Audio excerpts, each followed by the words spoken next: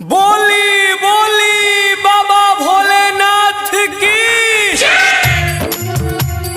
Presented by अपना recording studio.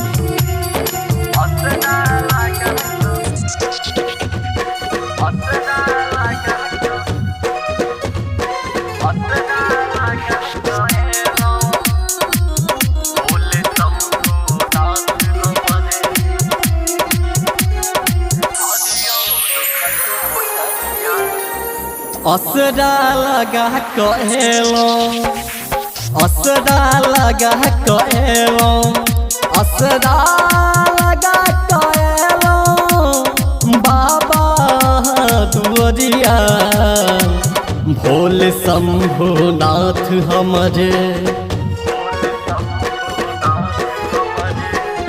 Bhole Shambhunath हमरे हरियो दुखक मोटरिया, भोले शंभुनाथ हमरे हरियो दुखक मोटरिया।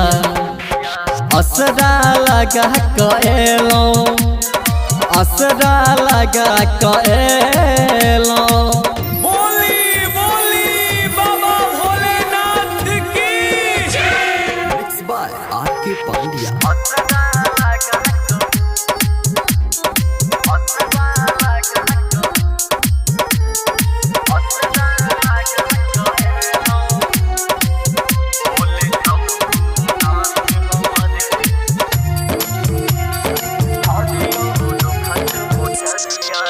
लागल दुखक पथार भेल जीवन हमर पहाड़, कियो नहीं अपन कहैया ठुकरेलक संसार।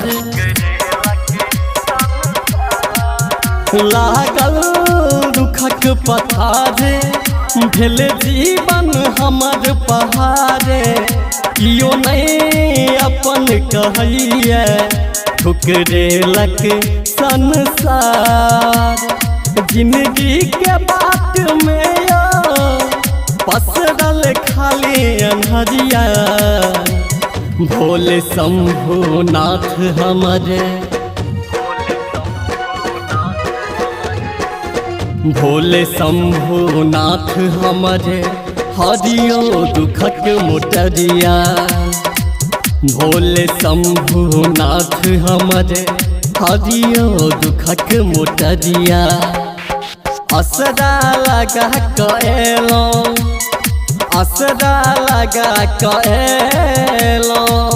बोली बोली बाबा भोलेनाथ की।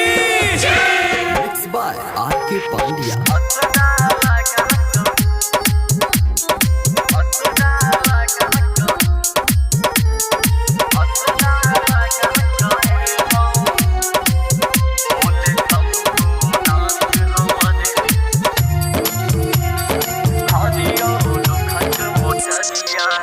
तीनों लोक के सिदानी आहा छियो मसानी, महिमा अगम अपार जानै छियै सब कहानी।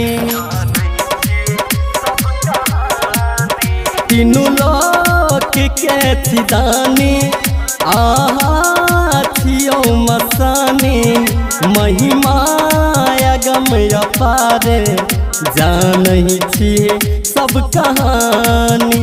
कहै यार के सूरज फेरियो एम्हरो नजरिया, भोले शंभुनाथ हमरे,